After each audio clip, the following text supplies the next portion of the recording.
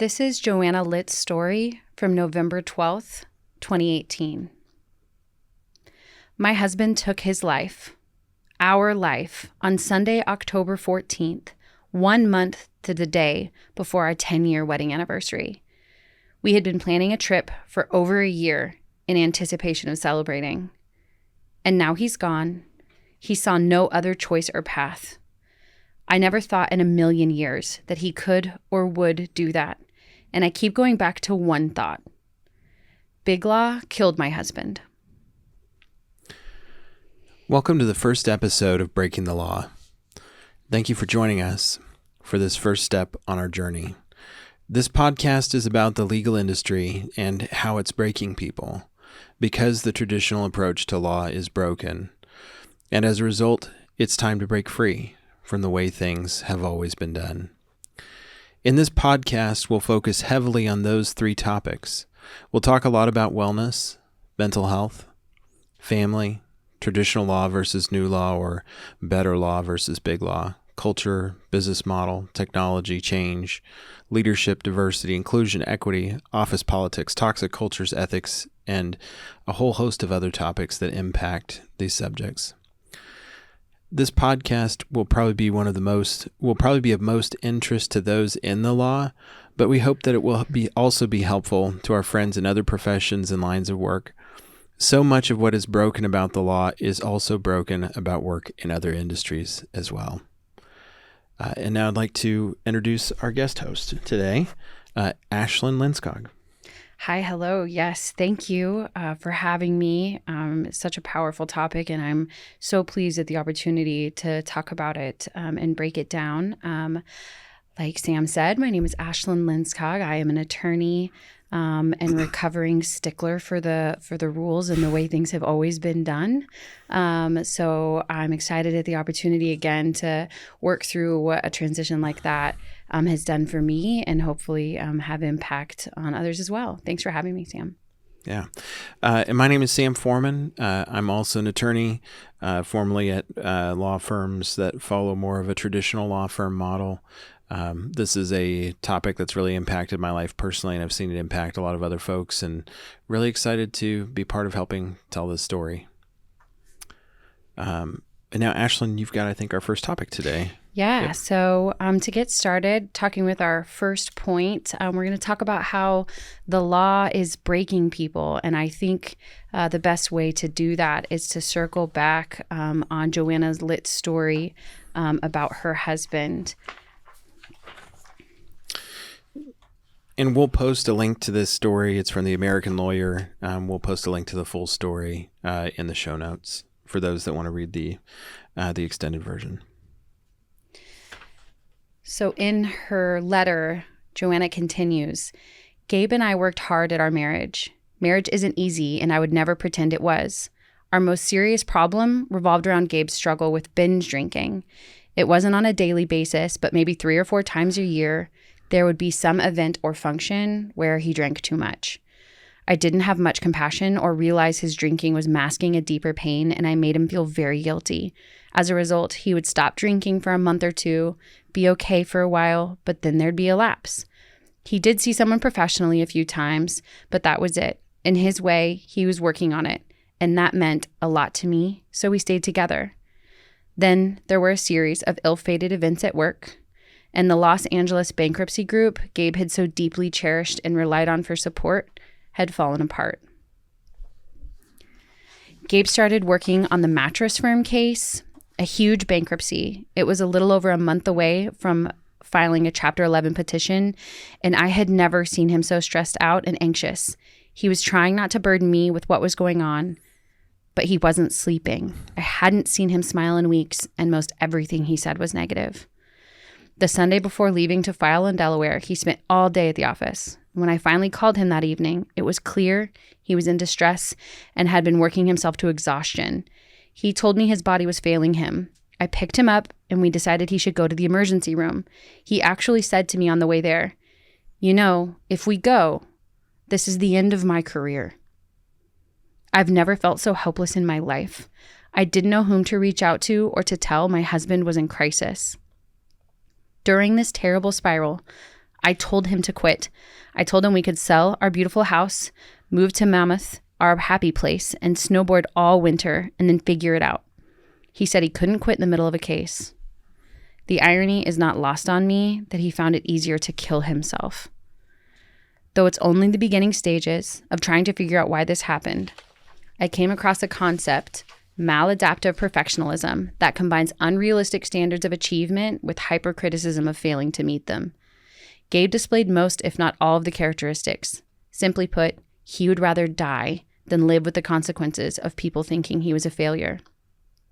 He said he felt like a phony who had everyone fooled about his abilities as a lawyer and thought after this case was over, he was going to be fired, despite having won honors for his work. On the morning he killed himself, he said he got an email and had to go into work to put something together. I wanted to ask if I could go with him and just sit there, but instead I simply offered to make him a sandwich for lunch. And without any hesitation, he said, "No, baby, I'll be fine. I won't be long." I'll be haunted by those words forever. And then he left, taking his gun with him, and shot himself in the head in the sterile, concrete parking structure of his high-rise office building. I heard story after story about Gabe's encouraging nature and how he made people feel like they could succeed at anything they put their mind to. One close colleague said she wished Gabe had his own Gabe. Gabe lived his life with integrity and treated those around him with sincerity, kindness, and a genuine sense of presence. I know Big Law didn't directly kill my husband because he had a deep hereditary mental health disorder and lacked essential coping mechanisms. But these influences, coupled with a high-pressure job and a culture where it's shameful to ask for help, shameful to be vulnerable, and shameful not to be perfect, created a perfect storm. Ooh, man. I know the first time I read through this article, I mean, it just breaks your heart. I mean, there's no other way to put it. I think it's really easy as attorneys to get used to the pressure, to just become kind of numb to what's going on and just feeling like, oh, this is how it's supposed to be, or the problem is with me. And I mean, I think it's important to take a moment and slow down and just be reminded of the humanity of what's going on. Yeah, I think maybe this isn't unique to our industry and is in other industries as well, but it's almost like burnout or the high levels of stress is a badge of honor in what we do, in that we're the best ones are the ones that are spread the most thin, and the best ones are the ones that are giving, 150%. And it can be so tough to walk yourself back and think, can I serve myself or my clients or whomever in this when I'm giving as much as I'm giving or feeling how I'm feeling? It's really difficult to get yourself when you're like, that story where Gabe is, it's really hard to pull yourself out of that cycle and that culture. It can be really tough for sure.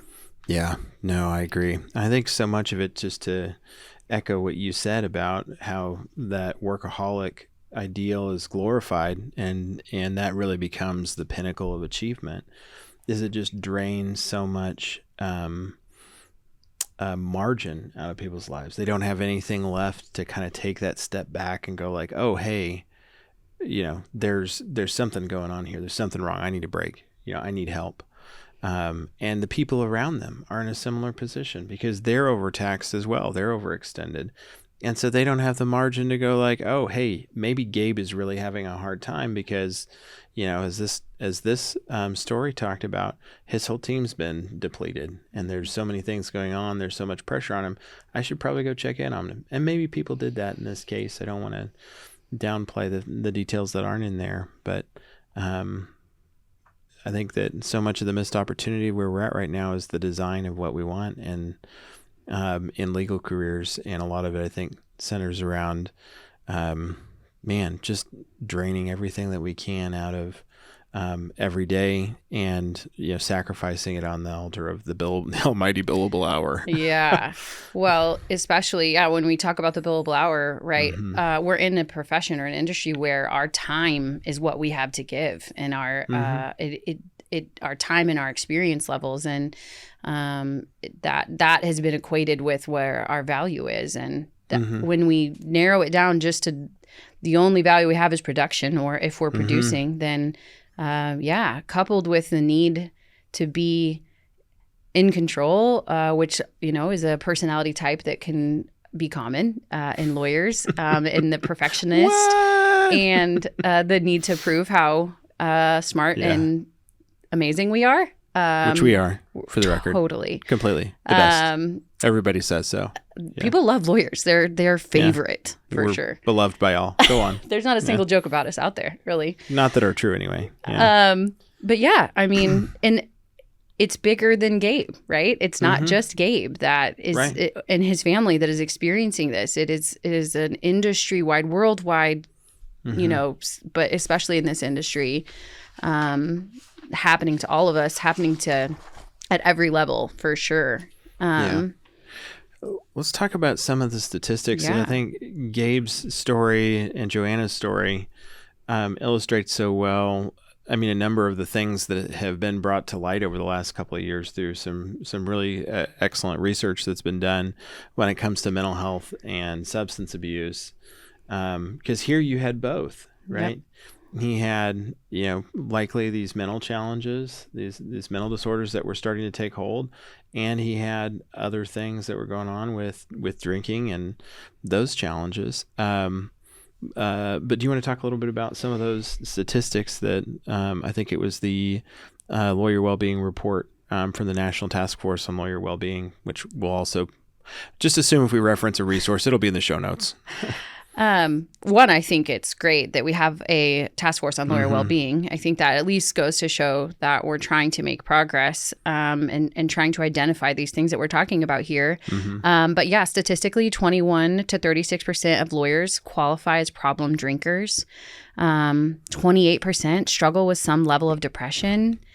19% with anxiety, and 23% reporting stress, although I don't know how that number's not higher. This is an insanely stressful career. I often feel like, we take on, and it is part of our responsibilities, but we take on the stress of all of our clients and take it on so that we can solve it for them. And that alone is exhausting. But I think those statistics are impactful when we hear them like that. Our industry, the lawyers are clearly struggling. Yeah, no, I think, and I'm wondering if some of these are overlapping numbers as well. But I think you're absolutely right. I think our industry hides really well. And I think I'm going to reread it here. I love the way Joanna put it. Love probably isn't the right word, but I thought she captured it really, really well in that last part that you read, where she talked about the influences of his mental health, and lack of coping mechanisms. And then these influences coupled with a high pressure job and a culture where it's shameful to ask for help, shameful to be vulnerable, and shameful not to be perfect, created a perfect storm. And I was like, man, like that just hit me so hard, because I think it's so true. And I think it's what we as lawyers bring to the table often is our success is equated with our ability to often get people to trust us. And I think that we've confused the image of perfection with being the means of gaining trust with folks. And I think maybe that was true once, but I don't think that that's the case anymore, or at least it's not the case with many people. I think people in 2023 are equally interested, or perhaps more interested, and connecting with people through authenticity, and really understanding where they're at, because I don't think anybody expects, it's like selling something that nobody wants to buy because you think they want to buy it from you, which I've also never done. But truly, I think it's because we've convinced ourselves as a profession that no one will hire me if they knew that I am not perfect, or that I don't know everything. And I think that that's a sobering reality. I think you're totally right. Having come from, the sort of law firm culture, even at a law firm that is, progressive in making strides to do all of the right things, the overarching pressure to make sure you have all of the answers and to not let your clients know that you may not know everything, or to, be all of the things that they may need in that exact moment is so much. And I think lawyers who, like you and I, who maybe have taken a different approach with our clients, my clients know right off the bat, I don't know everything. And I think that both relieves me of the pressure of having to know it all, and them of the pressure of being nervous to talk to me. Who wants to talk to a know-it-all anyway? Only people who are using Google. They can be themselves if I can be myself. And I think you're right. I think the profession is built on the idea that if you're talking to a lawyer, they have the answers to all your problems, and they've memorized all the laws, and they know exactly what to do next. And I think, that is probably why we have this other statistic here, that a 2023 study reported that attorneys are twice as likely as other working U.S. adults to have suicidal thoughts. That's staggering. That's just nuts. I mean, I think if you ask the average person if they would like to trade places with the lifestyle of a lawyer, I think a lot of people would probably say yes. And I think that that's because they see, what's portrayed on TV, which is completely realistic. We'll have a post-episode recap on that. Right. That's how I practice law. Yeah. I can file a patent and settle a divorce case in the same day because that's realistic. Yeah. But no, I think it's in part because we're as attorneys frequently not living authentically. We're not living with the authenticity that, frankly, we expect from many other people that we interact with.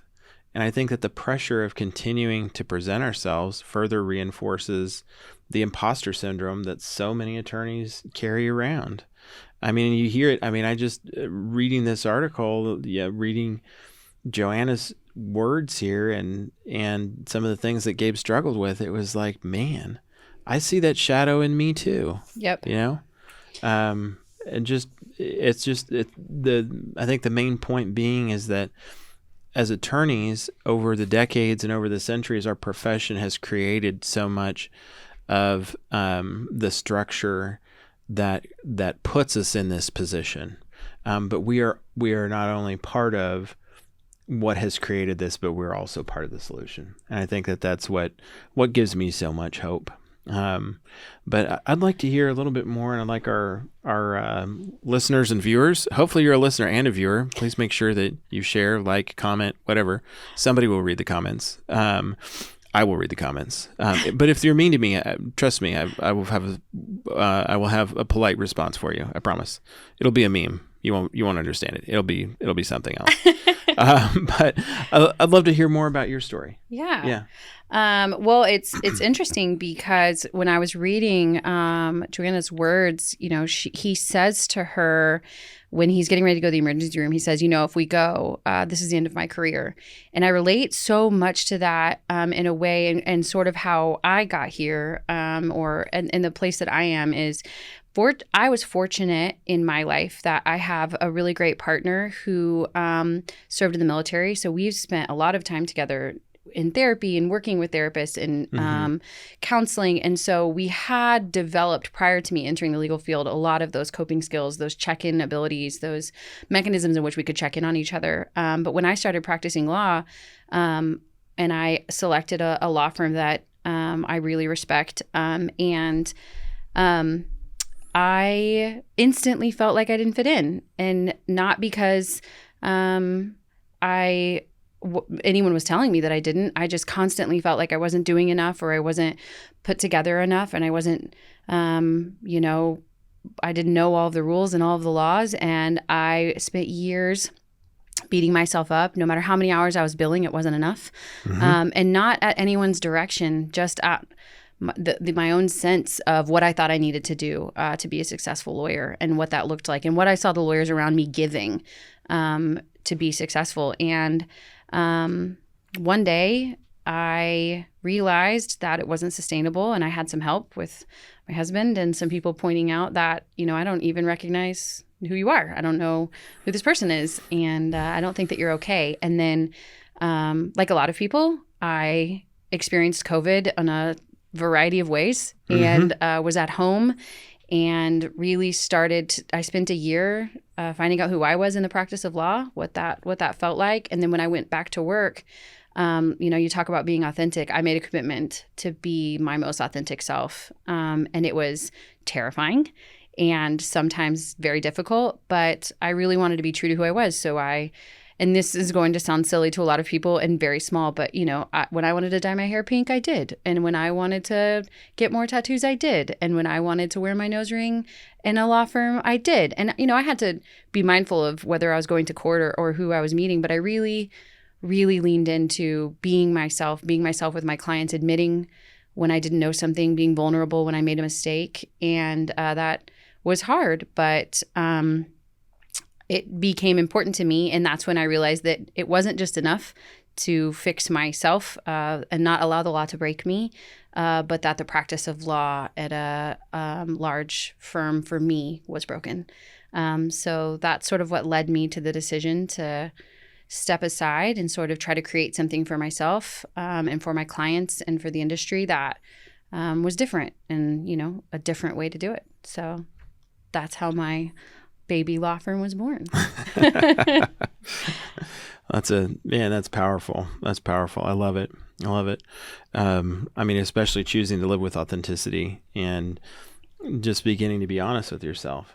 Yeah, it's not easy to do that. No. And I think I'd be curious to know, like, particularly, it was one of the things that made it challenging is, did you see a lot of examples either at your own firm or other firms that have a similar model? Did you see other people, that kind of generation ahead of you living with authenticity? Or did you see everybody's following the same scorecard, wearing the suit and tie, the billable hour is, the goal? Yeah, it was a lot of copy and paste. I think in my experience, things were moving and there was for sure an effort to allow individuality, more so than maybe in other towns or cities or wherever other people are practicing law. But it wasn't fast enough for me and it wasn't going to work for me. But I think the problem is that we do what we know because that's where we're comfortable. And in this industry, it's been done the same way for so long right. And you have to be a certain type of person. I think I heard all the time in law school, I wouldn't expect you to go to law school. And I'm like, well, what about me doesn't scream lawyer? And apparently a lot of things. I think it matters. I don't know. What about you? What do you think? What brought you to this place of enlightenment? Yeah. So I think my story is a little different. I mean, I think it started very similarly. It started at other, very, very well respected, very traditional type model law firms here in our community, with just filled with honestly very lovely people, very, very smart folks, but the same kind of model. And I think also, people who at varying times I had some experiences where people would kind of share that vulnerability on occasion, but it didn't feel like there was a lot of it. And maybe I just missed it. Maybe I was so busy and so blinders on, so committed to, I got to go climb the hill, right? And the hill is, the hero's journey to the top of Workaholic Mountain, Yes. And it's a new board game that we'll be hawking here soon. Workaholic Mountain. But I don't remember anybody coming to me and saying, hey, I want to tell you about the time that, early in my career, I almost had a mental breakdown. Yeah. Or I did have a mental breakdown. Yes. And here's how I handled it. And you might run into something else like that when you're a young attorney. It felt like when people had failings or they stumbled along the way, it was either hush hush or it was shame. It was the shame culture. People protect the firm through the image of perfection, or the attempt at the image of perfection. And I think that's such a dangerous dynamic. So I started off in those firms. I got to a point where, my business was growing like crazy. And so I'm like, okay, I need to do something different than where I'm at, because I'm just literally, it's breaking me because I'm working so much. I didn't have enough help. And so ultimately we made a decision of like, hey, let's go start our own firm. And, we think we'll be able to get the help that we need with, additional people on our team doing something else outside of this. And so I did that, but I don't know that I really changed any of my habits. And I think that's a really good illustration of something that we'll talk about more. Is it's not just the size of the firm. It's not about big law versus small law or anything else. It's truly about, what are those decisions? What is that culture? What is that business model? What are those choices that people make? And for me, it was continuing to choose through a variety of reasons and drivers and pressures, a lot of the same things that the traditional law model has always preached, and continuing to buy into those. And I reached a point, I remember, where I was just, you described it so well earlier, of like my wife saying to me like, hey, I don't recognize you anymore. And, man, that was hard. She's like, I don't know who you are. Yeah. Like who is this version of you that you've become? Because my mental health had gotten into such a low place. And again, COVID, one of the, silver linings of COVID is it really showed a lot of us who we really are. Yep. But what really got for me the breaking point was, and I'll never forget it, I can still tell you the chair I was sitting in the office. I was working on stuff, stressing about something, and I got a call from my oldest. And this is in probably March or April of 2021.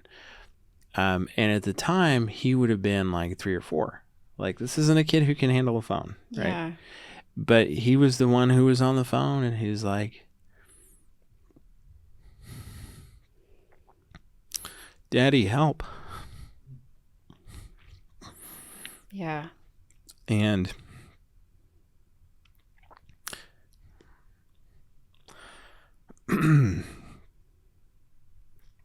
I went home, and my wife, who was pregnant with our second child, was at home just kind of unresponsive on the bed. How terrifying to all of you. And I just basically froze.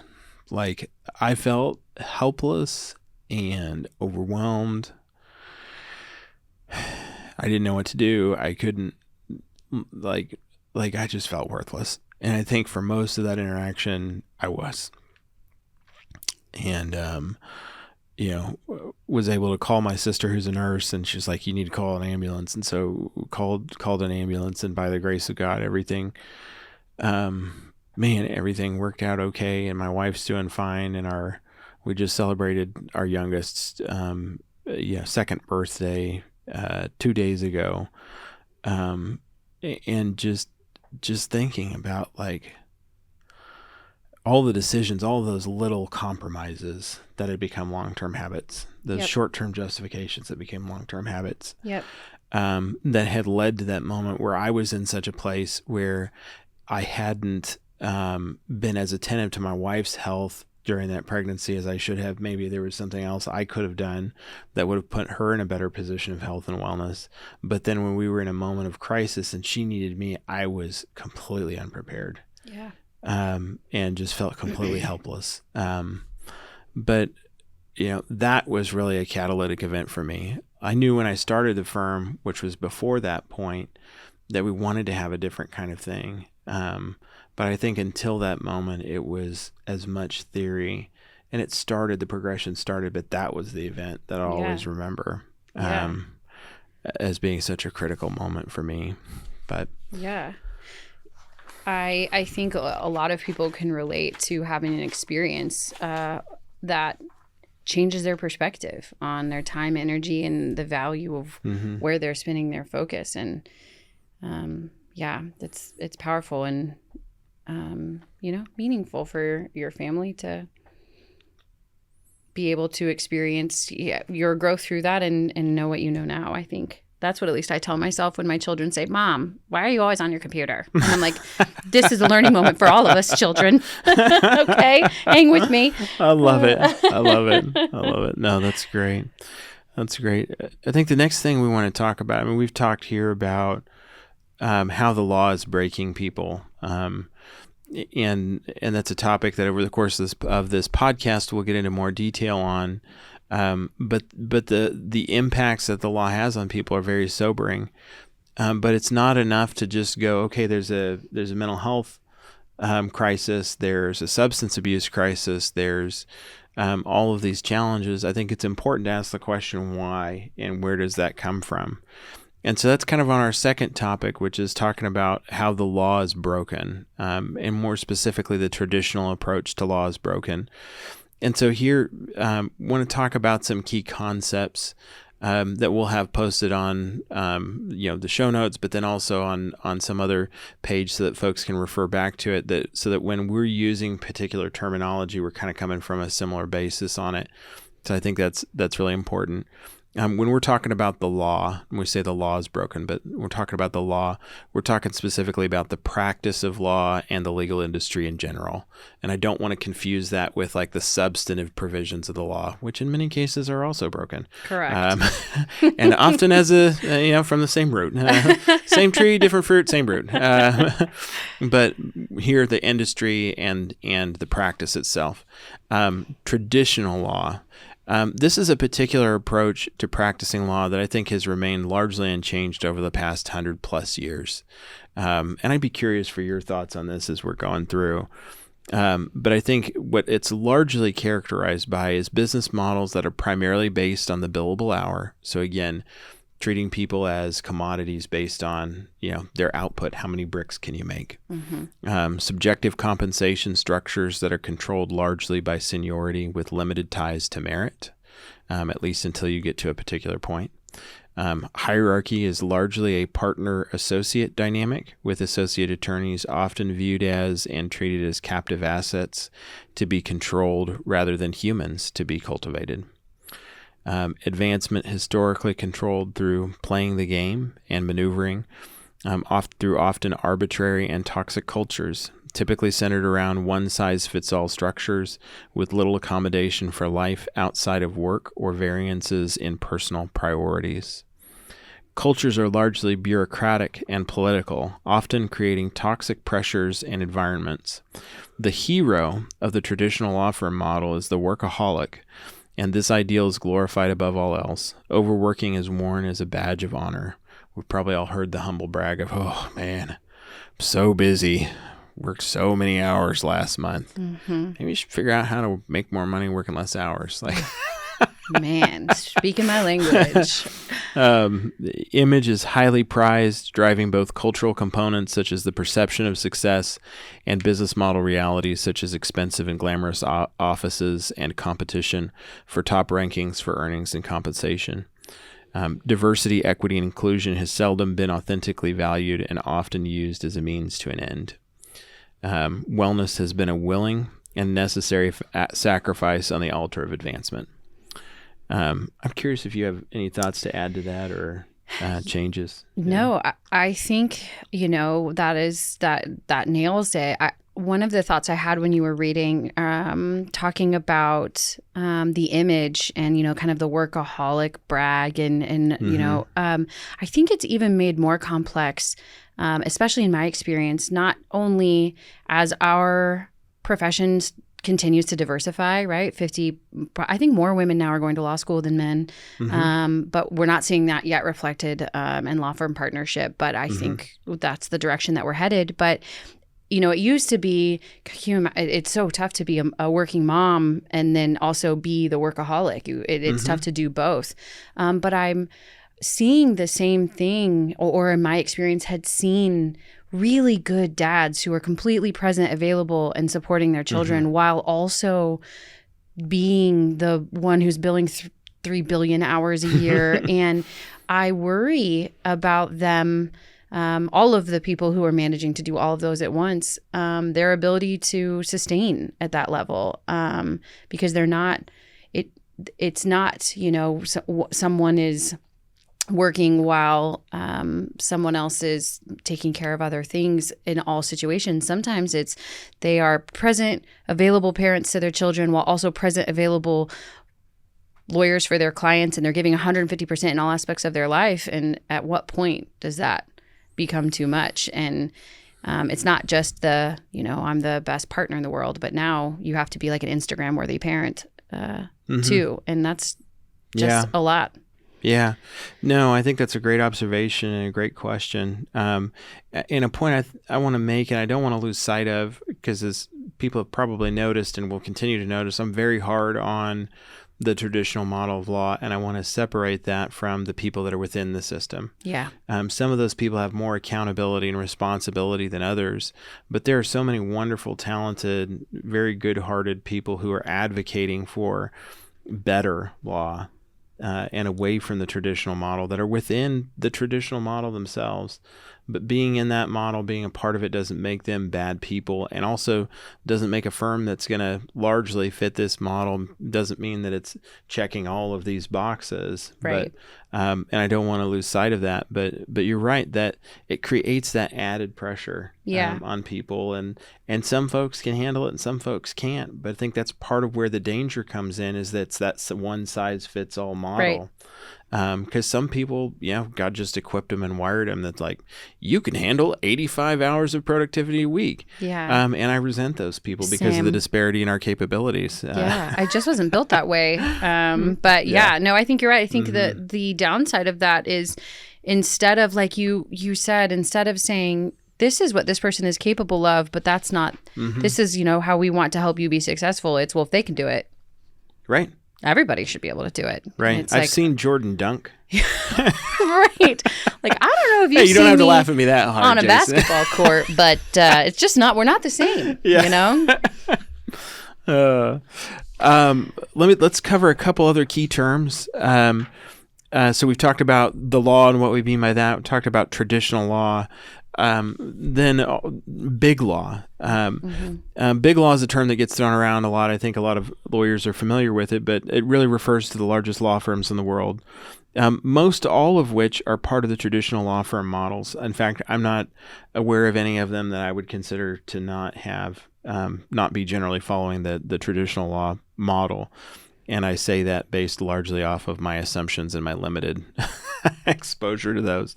But the two terms, big law and traditional law, are closely related because of how closely big law mirrors traditional law. And you see that a lot, I think, illustrated in stories like Joanna and Gabe's, just how much overlap there is. And it's really big law, I think, that drives the perpetuation of the traditional model. Yeah. Because so often this is what other law firms that aren't big law necessarily are competing against or trying to model themselves after or become.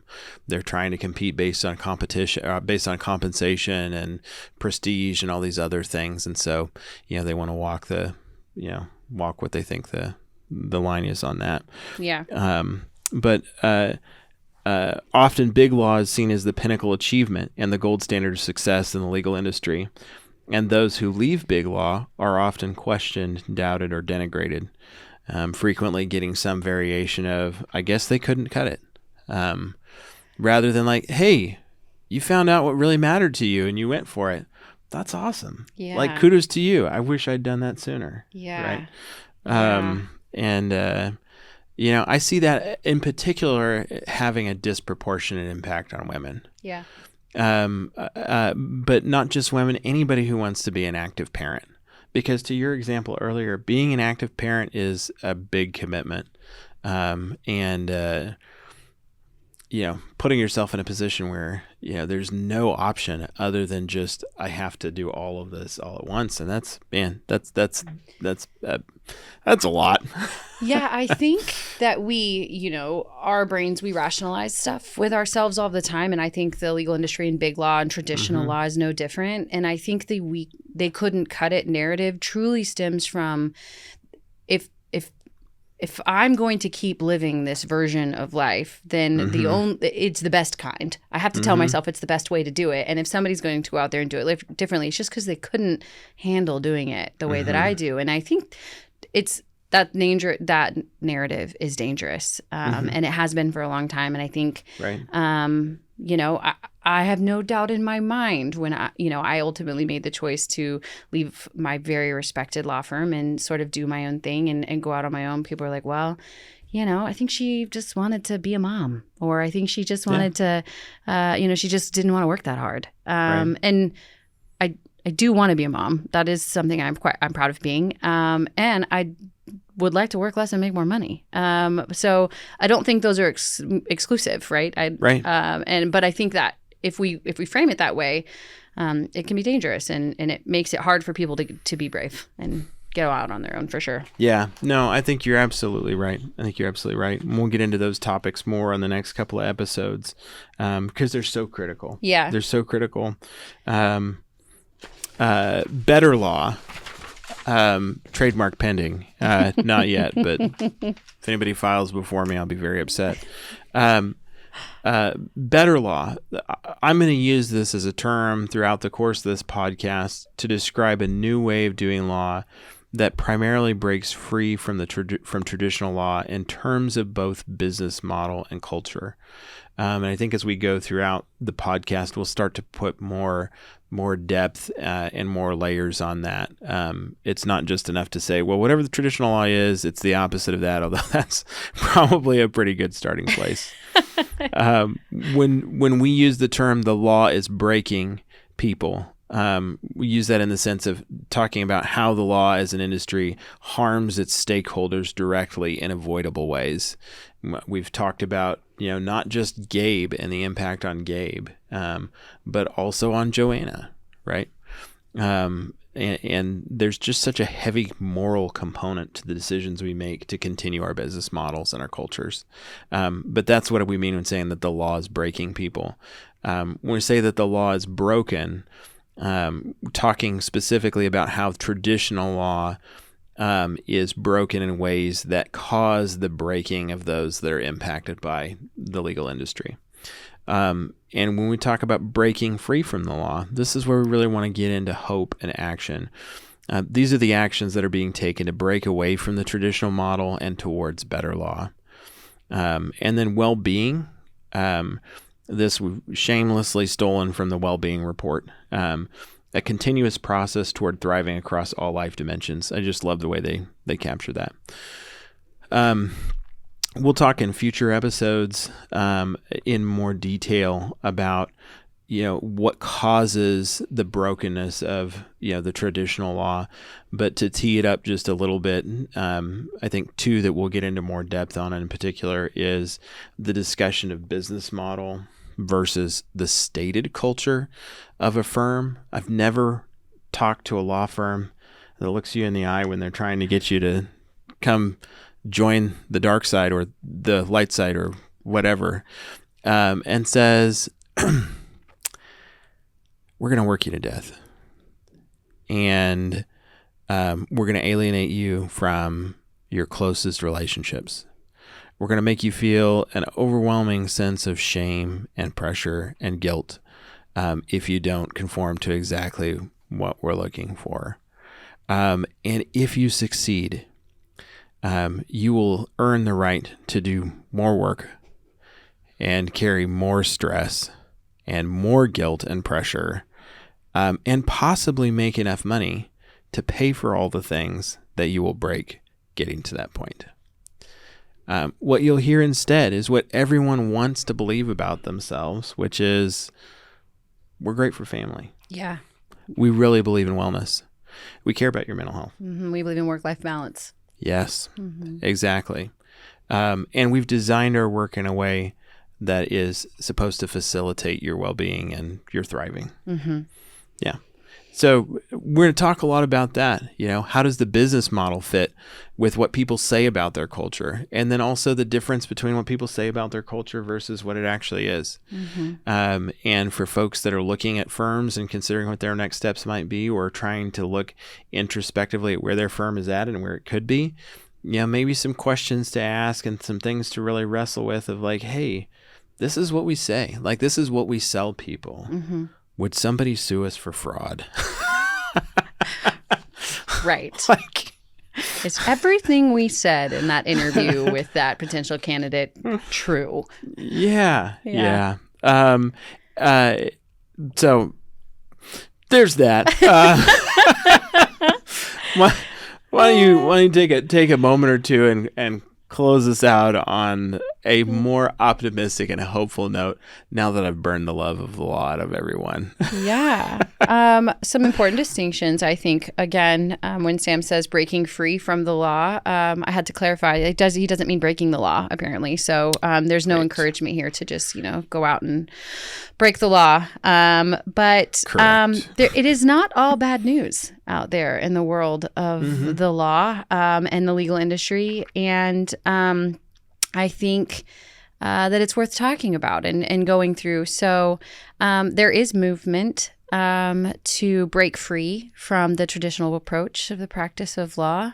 There is, even just by looking at the lawyer well-being report and the fact that it exists is a step in the right direction. You could probably go to any big law website and do a search on whether they have a wellness committee or mental health committee or what they're doing to support their lawyers for mental health. And they are all doing something. Yes. Which is progress. Yeah. The effectiveness of that, I think by the statistics from last year, maybe there's room for improvement on the effectiveness of that. And kind of like you mentioned, that traditional approach to law has its boundaries on the impact of what a mental health committee might be able to do. But, there's a Kansas task force for lawyer well-being. And I remember specifically when I started practicing law, I went to a CLE. And I think that was put on by something similar, whether it's not the same group, it's a group that's been adopted by that. And it truly was, I felt in that as a baby lawyer, like, hey, you're going to have to look after yourself here in this industry. You're going to have to check in on yourself. And I think there's been growth in those types of trainings and those types of resources available for lawyers, which I think is important. There are new law firms that are doing it differently. New options. There are, things that are available that are not traditional or, dare I say, flexible, and the ability to think through what the value is that's being offered and what the needs are of the clients. Because, like you said, it's not just the attorneys that are impacted. It's not just the people who are supporting attorneys that are impacted, but it's the clients that we serve that are not as well served if we approach everything the same way. And if we can't be creative and thoughtful. So new law firms, new law firm models, I think those steps in the right direction. Yeah, no, I'm very encouraged, very optimistic. There's so many people that want better law than what is currently out there. And they're starting to make moves and they're starting to feel more comfortable. I truly believe that we're at a really important time. Yeah. It's an exciting time, but it's a fragile time. Yes. And it'll be really interesting to see what kind of conversations we're having in the next 5 years on this subject. I think you're totally right. I think there is no way for things not to change. I think things have to change. I think I will be curious to see what brings about the change the fastest, whether it's lawyer human driven or client human driven, who's sort of making it move as fast. But I think you're totally right. I think it's about to get interesting for sure as we nerd out over the law. By the way, if you're not a law nerd by the time you start listening to this, if you stick with it long enough, you will have no other option than to have become a law nerd. And there's a chance we'll do a law nerd t-shirt giveaway. No promises, but be on the lookout for that. I love it. Yeah. Okay. So I think in closing, I thought it would be cool if we could share some key points, some practical tips or challenges that anyone can do to sort of help break the law in the way that we've talked about today. And if you're cool with it, I'll go first. Yeah, please do. And mine is, I had mentioned early in my introduction that I'm a recovering rule follower. And like to a T, breaking rules was not my thing. it gave me severe anxiety. I didn't even like to pull through parking spots in parking lots because I didn't want to be parked the wrong way in the parking lot. So really had a lot of work to do. But a piece of advice that I got very early on is if you want to make a difference or you want your life to look different, you have to get comfortable breaking rules that somebody else set for you. And I thought, okay, well, that sounds nice in theory. But truly, what I learned that I thought was helpful is I identified what my day looked like. I identified the pieces of my day that served the priorities of mine that I had set. And if those priorities were, working 1 billion hours and making $1 billion a year, then that's fine. But I identified my priorities. I looked at what my life, what was serving me. And then I found all of the things that didn't serve me or that weren't meeting my goal or were getting in the way of me being though. And if those were rules that somebody else set for me, I had to get comfortable breaking them. And you have to get comfortable in a space that is uncomfortable. It's not fun. It doesn't feel good, but it takes some courage and some bravery. So my tip would be to really explore and believe in yourself that you can break the rules that somebody else set for you to bring your most authentic self to your life, because man, it sucks living somebody else's life. Man, well put. Well put, Thank Ashlyn. you. Yeah. I think for me, key point or key encouragement for folks today is to remember that you are stronger than you know. It can be really overwhelming to look at the challenge that we face either in our personal lives in the law or that our firm might face. If you're looking at, hey, how do I change my firm? This feels way too big for me. Or you're married to somebody that's in the law, or you're both married to the law. My husband would say that I was once married to the law. So there's a term called work widow or work widower. We'll have an entire episode on that at some point.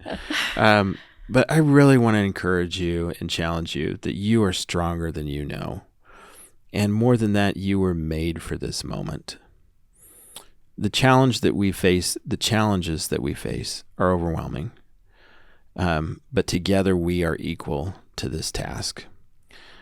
Take 5 minutes today and write down 1 or 2 of the remarkable, impossible, crazy, unbelievable things that have happened to you or that you have achieved or seen in your life.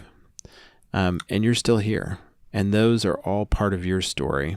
We've talked about a lot of statistics. There's a lot of stories that are reflected in those statistics. But I want to remind you that you are made for this and that you are stronger than you know. Thank you for joining us for this first episode of Breaking the Law. I'm really excited to share this journey with you as we talk more about how the law is breaking people, because the traditional approach to law is broken, and we hope you'll join us in Breaking the Law. Please join us on our next few episodes as we go in more depth on each of these individual topics, and we'll be joined by a couple of guests, Danielle Hall from the Kansas Lawyers Assistance Program, and Janet Thompson Jackson, founder of Well Law. Thank you all, and have a wonderful, wonderful day.